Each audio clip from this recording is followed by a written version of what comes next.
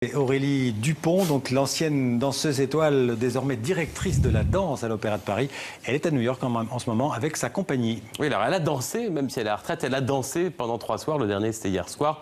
Nouvelle chorégraphie du grand chorégraphe japonais Saburo Teshigawara. Mais elle reste à New York, cette fois comme directrice de l'Opéra de Paris. Vous savez, il y a un an, elle a remplacé Benjamin Millepied qui a démissionné. Avec quelque chose d'absolument exceptionnel, ça se passe au festival du Lincoln Center.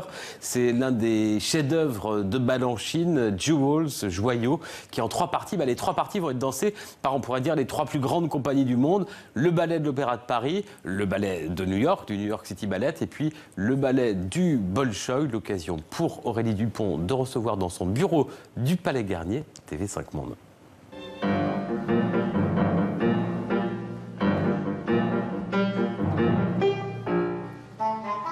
Ça ne s'est jamais produit qu'on se partage le gâteau. Non, et je trouve que c'est une excellente idée.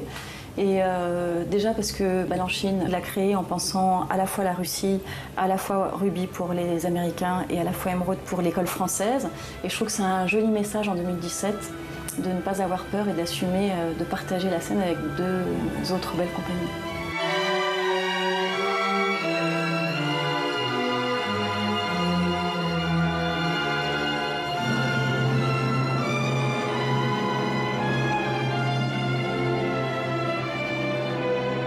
Pour les danseurs étoiles qui sont invités personnellement à aller danser, je trouve que c'est une façon pour eux de évidemment présenter leur travail, qui est une école française et qu'on ne trouve qu'en France. C'est aussi se confronter à leur propre niveau et de se dire tiens, ailleurs ils dansent comme ça, avec cette technique, avec cette façon de travailler, cette façon de prendre des cours, cette façon d'aller en scène. Je pense que c'est aussi très intéressant pour chaque danseur d'aller se confronter à des nouvelles techniques, mais aussi à des nouveaux publics, parce que le public est éduqué en termes de goût, c'est-à-dire que le goût du public français n'est peut-être pas le même goût que le public new-yorkais, et c'est intéressant d'aller voir si à New York on apprécie autant l'Opéra de Paris qu'il est apprécié ici.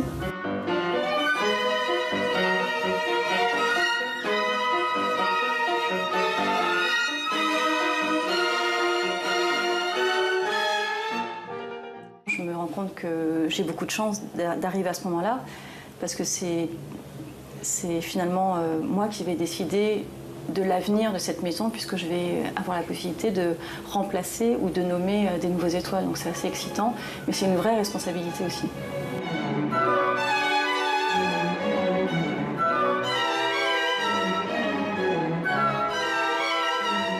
Moi, mon objectif et mon envie première, c'est de garder la compagnie à un niveau d'exception, pour que justement cette envie ne se perde pas au niveau du public. Mais je pense que ça ne sera pas le cas. Je pense que le public va être de plus en plus émerveillé. J'ai complètement confiance en mes danseurs.